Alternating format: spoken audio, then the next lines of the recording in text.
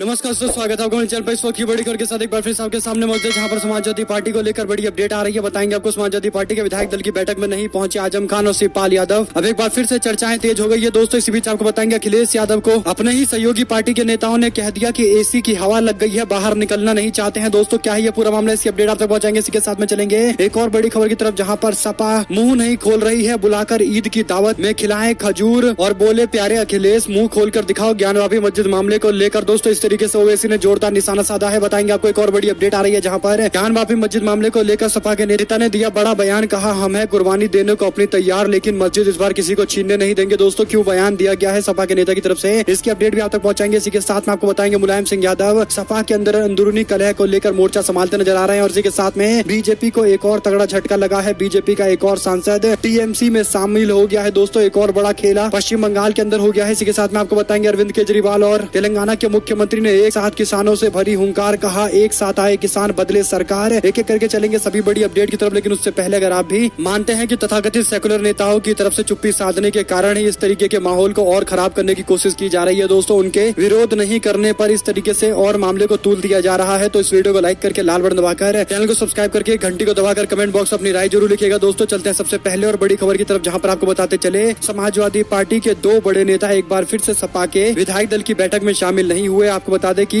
हाल ही में करीब 2 साल से ज्यादा समय से जेल काट रहे समाजवादी पार्टी के वरिष्ठ नेता मोहम्मद आजम खान जेल से बाहर आ गए हैं। उनके बेटे आजम अब्दुल्ला सोमवार यानी आज से शुरू हो रहे उत्तर प्रदेश के विधानसभा के बजट सत्र से पहले रविवार को समाजवादी पार्टी के विधायक दल की बैठक में शामिल नहीं हुए। सपा के अध्यक्ष अखिलेश यादव की मौजूदगी में हुई इस बैठक के दौरान उनके चाचा शिवपाल यादव भी इसमें शामिल नहीं हुए। दोस्तों मिली जानकारी के अनुसार आजम खान और उनके बेटे रामपुर में थे, जबकि शिवपाल यादव लखनऊ में मौजूद थे, लेकिन फिर भी वो पार्टी की बैठक में शामिल नहीं हुए हैं। इस बीच आपको बता दें कि आजम खान ने बयान देते हुए कहा था कि मैं हार्दिक पटेल नहीं हूं। लेकिन दोस्तों बड़ी बात यह है कि इस तरीके से अगर बार बार विधायक दल की बैठक को स्किप किया जा रहा है तो उसके पीछे कहीं ना कहीं कुछ बड़ी राजनीतिक तैयारी चल रही है दोस्तों। हालांकि क्या है पूरा मामला जल्द ही सामने आ जाएगा। चलते हैं एक और बड़ी खबर की तरफ, जहां पर समाजवादी पार्टी के सहयोगी दल भी अब अखिलेश यादव को लेकर दोस्तों हिदायत देने लगे हैं। सुभाषपा के अध्यक्ष ओम प्रकाश राजभर ने आगामी नगर निकाय और 2024 के चुनाव के मद्देनजर पूर्वांचल क्षेत्र के अंदर पार्टी पदाधिकारियों की एक संयुक्त बैठक ली थी, जिसमें पदाधिकारियों के चयन भी किया गया है। आपको बता दें कि इस दौरान अखिलेश यादव को नसीहत देते मंच से दिखाई दिए ओम प्रकाश राजभर। कहा अखिलेश यादव को एसी की हवा लग गई है। और उनके इस बयान के बाद दोस्तों मीडिया वालों ने और भी सवाल पूछे, तो खुलकर जवाब देते हुए ओम प्रकाश राजभर ने कहा कि अखिलेश यादव को हमारी तरह ही अपने पार्टी के कार्यकर्ताओं से मुलाकात करनी चाहिए। राजभर ने कहा कि मैं जब अखिलेश यादव से मिलूंगा तो उनसे ये बात कहूंगा, आप घर से निकलिए और कार्यकर्ताओं से मुलाकात करिए, क्योंकि चुनाव निरंतर होते रहते हैं दोस्तों। और ऐसे में अखिलेश यादव को लेकर पहली बार इस तरीके से ओम प्रकाश राजभर निशाना साध रहे हैं। आपको बता दें कि आजम खान से मुलाकात करने के लिए शिवपाल यादव के साथ साथ ओम प्रकाश राजभर भी अलग से मुलाकात करने के लिए गए थे। कहीं ना कहीं ये नेता कुछ बड़ा करने की तैयारी में है, क्योंकि नेता किसी दूसरे नेता से यूं ही नहीं मिलते बिना किसी काम के। और एक और अपडेट की माने दोस्तों तो अखिलेश यादव को लेकर असदुद्दीन ओवैसी भी निशाने बनाने में चूक नहीं रहे हैं। असदुद्दीन ओवैसी की तरफ से बड़ा बयान सामने आया। मीडिया से बात करते हुए उन्होंने अखिलेश यादव को निशाने पर लिया दोस्तों, और कहा कि मुझे इन लोगों की फिक्र नहीं है, ये वही लोग हैं जो समाजवादी पार्टी की चमचागिरी कर रहे थे, लेकिन आज सपा मुंह नहीं खोल रही है। सपा क्यों मुंह नहीं खोल रही है? ईद की दावत में, इफ्तार की दावत में बुलाकर सपा नेताओं को खजूर खिलाते हैं। बोलो ना अखिलेश यादव से, बोलो कि बेटा अपना मुंह खोलो, हिम्मत है तो ओवैसी का नाम लो। मैं तो खुलकर बोल रहा हूँ। ओवैसी ने कहा कि पर्सनल लॉ बोर्ड के फैसले से इतर कुछ भी नहीं करेंगे और मैं कुछ भी बयान नहीं दे रहा हूँ। कुल मिलाकर दोस्तों उनकी तरफ से अखिलेश यादव पर निशाना साधा गया है, और उन लोगों पर निशाना साधा गया है जो अखिलेश यादव को चुनाव के दौरान मुस्लिम हितैषी बताकर वोट मांग रहे थे। दोस्तों उन सभी पर निशाना साधा है इस तरीके से असदुद्दीन ओवैसी ने। आप लोग की इस पर क्या कुछ राय है, लिखकर जरूर बताएगा। चलते हैं एक और बड़ी अपडेट की तरफ, जहाँ पर आपको बता दें कि ज्ञानवापी मस्जिद मामले को लेकर सपा के नेता और सांसद शफीकुर रहमान बर्क ने एक बार फिर से बड़ा दावा करते हुए दोस्तों बयान दिया है। उन्होंने कहा कि वाराणसी की ज्ञानवापी मस्जिद के अंदर शिवलिंग होने का जो दावा किया जा रहा है ये पूरी तरीके से फेक दावा है। उन्होंने आरोप लगाया कि 2024 में होने वाले लोकसभा चुनाव के मद्देनजर इस तरीके से स्थिति को खराब करने के लिए माहौल बनाया जा रहा है। मस्जिद को कोई भी नहीं छीन सकता। उन्होंने आगे बयान दिया, उन्होंने कहा कि कोई भी हमसे मस्जिद नहीं छीन सकता, जो भी बलिदान देना होगा हम देंगे, हम मरते दम तक ज्ञानवापी नहीं छोड़ेंगे। उन्होंने कहा कि मुसलमानों से ज्ञानवापी कोई नहीं ले सकता है। अयोध्या के बारे में भी उन्होंने बयान देते हुए कहा कि भले ही अयोध्या में राम मंदिर बन गया हो, लेकिन वहाँ एक मस्जिद है संभल से। सपा के सांसद बर्क ने ज्ञानवापी मस्जिद से जुड़े एक सवाल के जवाब में पार्टी कार्यालय के बाहर संवाददाताओं को संबोधित करते हुए कहा कि ये हालात 2024 के चुनाव को देखते हुए मद्देनजर बनाए जा रहे हैं। दोस्तों इसी के साथ में उन्होंने कई और सवाल खड़े किए हैं। एक और अपडेट की माने तो अखिलेश यादव के लिए मुलायम सिंह यादव क्या पूरे कुनबे को जोड़ने के लिए सक्रिय हो गए हैं। जो बड़ी अपडेट आ रही है कि जेल से बाहर आने के बाद आजम खान और उनसे जुड़े हुए नेताओं को मनाने के लिए खुद मुलायम सिंह यादव सक्रिय हो गए हैं दोस्तों। और ऐसे में शिवपाल यादव जिस तरीके की कोशिशें कर रहे हैं उन्हें फेल करने के लिए मुलायम सिंह यादव खुद मैदान में दिखाई पड़ रहे हैं। हालांकि उनके सेहत को लेकर हमेशा सवाल खड़े रहते हैं। और एक और अपडेट की माने तो बीजेपी के नेता एक के बाद एक तृणमूल कांग्रेस में शामिल होते जा रहे हैं दोस्तों। बंगाल के अंदर आने वाले 1-2 सालों के अंदर क्या भारतीय जनता पार्टी एग्जिस्ट भी करेगी, इसको लेकर गंभीर सवाल है। क्योंकि दोस्तों चुनाव के दौरान तो तीसरे नंबर की पार्टी जनता ने बना दिया था, उनसे ज्यादा वोट लेफ्ट पार्टियों को दे दिया है हाल के चुनावों के अंदर। और ऐसे में अब ममता बनर्जी भी एक के बाद एक बीजेपी के बच्चे कुछ सांसदों को भी अपने पार्टी में शामिल करा रही है दोस्तों। आखिरकार तमाम अटकलों के बीच ये बड़ी अपडेट आई है, जहां पर भाजपा से नाराज चल रहे बंगाल के बैरकपुर से सांसद अर्जुन सिंह ने रविवार को पार्टी को अलविदा कह दिया है। उन्होंने सत्तारूढ़ तृणमूल कांग्रेस में घर वापसी कर ली है। तृणमूल कांग्रेस के राष्ट्रीय महासचिव और मुख्यमंत्री ममता बनर्जी के भतीजे सांसद अभिषेक बनर्जी का हाथ पकड़कर उन्होंने समर्थकों के साथ कोलकाता में उन्होंने तृणमूल कांग्रेस का झंडा थामा है। इस दौरान अभिषेक ने उनका पार्टी में स्वागत किया है। दबंग छवि के नेता और बंगाल के अंदर प्रमुख हिंदी भाषी नेताओं के तौर पर पहचान रखने वाले अर्जुन सिंह बीजेपी के उपाध्यक्ष के तौर पर काम कर रहे थे। कुछ दिन पहले उन्होंने जेपी नड्डा से मुलाकात करते हुए अपनी सारी बातें कह दी थी और कहा था कि पानी सर के ऊपर से निकल रहा है और इसीलिए लोग बचने के लिए दूसरी पार्टी की तरफ भाग रहे हैं। अगर हमारी मांगे नहीं मानी गई तो जल्द ही हम भी पार्टी छोड़ देंगे। उन्होंने डंके की चोट पर यह बात जेपी नड्डा को दिल्ली में जाकर कह दी थी दोस्तों। इसके बावजूद बीजेपी के नेताओं ने कोई कार्रवाई नहीं की, उनकी कोई मांग नहीं मानी, जिसके बाद उन्होंने अब तृणमूल कांग्रेस का रुख कर लिया है। एक और अपडेट की माने तो किसान बदल सकते हैं सरकारें। तेलंगाना के मुख्यमंत्री दिल्ली पहुंचे दोस्तों। तेलंगाना के मुख्यमंत्री चंद्रशेखर राव गलवान घाटी के अंदर शहीद हुए सैनिकों और पिछले साल किसान आंदोलन के दौरान जान गंवाने वाले किसानों को श्रद्धांजलि देने के लिए पंजाब में है। पंजाब में उन्होंने किसान नेताओं से केंद्र के खिलाफ अपना आंदोलन जारी रखने की अपील की है जब तक उन्हें फसल के समर्थन मूल्य पर संवैधानिक गारंटी नहीं मिल जाती। उन्होंने कहा कि किसान सरकार बदल सकते हैं, उनको इसी तरीके की कार्रवाई करनी चाहिए। उन्होंने राष्ट्रव्यापी आंदोलन के लिए एकजुट होने का भी आह्वान किया है। आम आदमी पार्टी जैसे अन्य विपक्षी दलों को भी साथ में आकर दोस्तों एकजुटता के साथ मुहिम चलाने की बातें कही गई है। वहीं आपको बता दें कि मीडिया रिपोर्ट में बड़ा दावा किया गया है कि कुतुब मीनार के दौरे पर पहुंचे थे ASI यानी आर्कियोलॉजिकल सर्वे ऑफ इंडिया से जुड़े हुए बड़े अधिकारी। यहाँ तक कि मीडिया रिपोर्ट में यह भी दावा किया गया था कि कुतुब मीनार के थोड़े से दूर स्थान पर खुदाई करने के लिए इजाजत दे दी गई है, आदेश दिया गया है दोस्तों। इस मामले को लेकर जब जबरदस्त लोगों ने बवाल किया तो उसके बाद अब केंद्रीय सांस्कृतिक मंत्री की तरफ से बयान सामने आया है। गौरतलब है कि कुतुब मीनार के परिसर में स्थित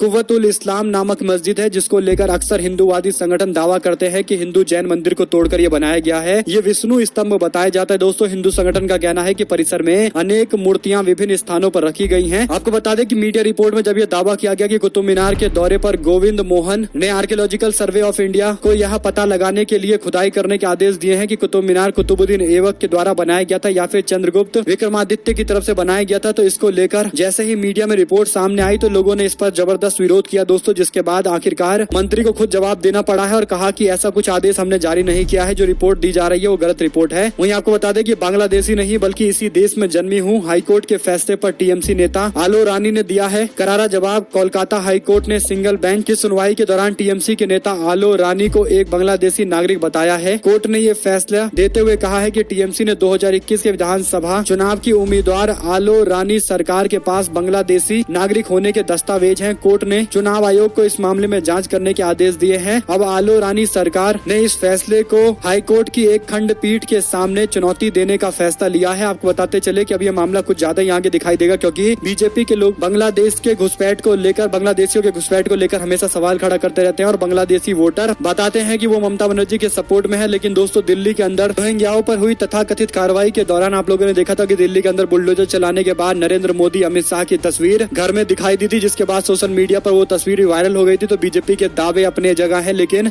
हकीकत कुछ और दिखाई पड़ती है। वहीं पर अरविंद केजरीवाल की नकल करते हैं सीएम जयराम ठाकुर। कांग्रेस और भाजपा एक ही थाली के चट्टे बट्टे हैं। आम आदमी पार्टी के हिमाचल के प्रभारी और दिल्ली सरकार के स्वास्थ्य मंत्री सत्येंद्र जैन रविवार दोपहर को सिरमौर जिले के राजगढ़ के अंदर एक जनसभा को संबोधित करने के लिए पहुंचे। हिमाचल प्रदेश के अंदर आम आदमी पार्टी अच्छा खासा फोकस कर रही है दोस्तों, और ये जिम्मेदारी उन्होंने सत्येंद्र जैन को दे रखी है, जो दिल्ली सरकार के मंत्री भी है। वहीं पर आरएसएस बीजेपी की हार्डकोर विचारधारा वाले लोगों का कांग्रेस पार्टी में कोई स्वागत नहीं किया जाएगा, कोई जगह नहीं दी जाएगी। अशोक गहलोत ने इस बात को एक बार फिर से स्पष्ट कर दिया है। वहीं पर दोस्तों किसान आंदोलन को तोड़कर अलग संगठन बनाने वाले तथाकथित किसान नेताओं ने एक प्रेस कॉन्फ्रेंस किया था। इस दौरान दोस्तों जो बयान दिया गया है बेहद ही भद्दा बयान दिया गया है, जिस किसान आंदोलन में किसानों की लड़ाई लड़ते हुए 700 से ज्यादा किसान शहीद हो गए, उसको एक मजाक बता रहा है ये संगठन, जो अपने आप को असली भारतीय किसान यूनियन टिकैत का गुट बताता है, यानी राकेश टिकैत और उनके भाई नरेश टिकैत की किसान संगठन से अलग जो संगठन को तोड़कर नया संगठन बनाया गया था, उसमें जो नेता है वो प्रेस कॉन्फ्रेंस के दौरान ये बातें कर रहे हैं, जिसको लेकर लोगों ने सवाल खड़ा करते हुए कहा कि आपका ये बयान शहीद हुए हमारे किसानों के परिवार की भावनाओं को ठेस पहुंचाता है। इस तरीके के लोग जो भाजपाइयों से पहले से ही मिले हुए हैं अब आकर किसानों की हित की बातें कर रहे हैं, लेकिन हकीकत इनके मुंह पर आ ही जाती है। जो बयान इन्होंने दिया है इसमें साफ तौर पर शहीद किसानों का खुले में अपमान किया गया है। वहीं पर दोस्तों पुणे की एक रैली के दौरान राज ठाकरे ने प्रधानमंत्री से 3 मांग की है। कहा बार बार इन मांगों पर भटकाया जाता है। हनुमान चालीसा और लाउड स्पीकर के विवाद के बाद जनसंख्या कानून लाने की बात की गई है और दोस्तों यूनिफॉर्म सिविल कोड लागू करने की बात की गई है और मराठी हिंदुओं के साथ अपमान, उनके साथ भेदभाव किया जा रहा है। इस तरीके से राज ठाकरे अपना एजेंडा सेट करने की कोशिश कर रहे हैं। इससे पहले हिंदुत्व की बात किया करते थे, लेकिन अब सेलेक्टिव होकर मराठी हिंदुत्व की बात कर रहे हैं। उन्हें पता है कि उनके साथ दिक्कत यह है कि हिंदुत्व की बात करेंगे तो उत्तर भारतीय लोग उनके साथ फिर भी नहीं आएंगे और इसीलिए मराठी हिंदुत्व की बातें कर रहे हैं। एक और अपडेट की माने तो पंजाब के अंदर नशे के खिलाफ निकाली गई साइकिल रैली, मुख्यमंत्री भगवत मान ने दिखाई हरी झंडी। सीएम भगवत मान ने कहा कि पंजाब में रोजगार के अधिक अवसर दिए जाएंगे ताकि समाज के अंदर ड्रग्स के खिलाफ लड़ाई और ज्यादा पुख्ता हो पाएगी, क्योंकि रोजगार सबसे बड़ा कारण है इस तरीके के नशों को लेकर। दोस्तों वहीं आपको बता दें कि महाराष्ट्र के अंदर पेट्रोल डीजल पर भी वैट घटा दिया गया है। आपको बता दें कि मोदी सरकार पर भारी दबाव बनाने के बाद मोदी सरकार ने कुछ दाम कम किया था, जिसके बाद महाराष्ट्र सरकार ने भी रविवार को पेट्रोल और डीजल पर वैल्यू एडेड टैक्स को कम कर दिया है। 2 रुपए प्रति लीटर पेट्रोल कम हो गया है दाम, 1 रुपए 44 पैसे दाम कम हो गया है डीजल पर। दोस्तों वहीं आपको बता दें कि केंद्र सरकार के फैसले के बाद भी कुछ पेट्रोल डीजल के दाम सस्ते हुए थे। कुल मिलाकर अब 9.5 रुपए प्रति लीटर पेट्रोल के दाम कम हो गए हैं। 7 रुपए प्रति लीटर की गिरावट डीजल के दामों में देखने को मिली है। एक और बड़ी अपडेट की माने तो लोगों ने मोदी सरकार के फैसले को लेकर टिप्पणी करनी शुरू कर दी है। आपको बता दें कि पत्रकार विनोद कापड़ी ने ट्वीट करते हुए कहा कि मोदी ने पहले तेल के दाम आसमान तक पहुंचा दिए, जिसकी जिम्मेदारी मोदी ने कभी नहीं ली। फिर मोदी ने तेल के दाम कुछ कम किए, जिसका सारा श्रेय अपने आप को दे दिया और अब मोदी अपनी नाकामी पर मोदी के ही तमाम कैबिनेट मंत्री मुख्यमंत्रियों से मोदी को धन्यवाद देने की बातें कर रहे हैं। धन्य है आप प्रभु, इस तरीके से लोग सवाल खड़े कर रहे हैं। वहीं पर दोस्तों पेट्रोल डीजल के दाम को लेकर सूबों के हालात पर पूर्व फाइनेंस मिनिस्टर पी चिदम्बरम ने बयान देते हुए कहा कि एक तरफ कुआं है दूसरी ओर खाई है। उन्होंने कहा कि पेट्रोल और डीजल के दामों पर राज्य सरकार को उत्पादक शुल्क को काफी कम करना पड़ रहा है, जिसके कारण उनके पास रेवेन्यू भी नहीं बचता है। या तो वो दाम कम करते हैं या फिर उनको अपना रेवेन्यू खोना पड़ता है। दोनों तरीके से फंस गए हैं। एक और अपडेट की माने दोस्तों तो प्रियंका गांधी को आचार्य प्रमोद कृष्णम की सलाह कांग्रेस पार्टी को गुजरी नागवार। पहले कांग्रेस पार्टी के नेताओं ने साइलेंट कराया है, फिर खुद सामने आकर उन्होंने फटकार लगाई है। प्रियंका गांधी ने भी हाल ही के अंदर राजस्थान के उदयपुर के अंदर कांग्रेस पार्टी का चिंतन शिविर के दौरान कई सारे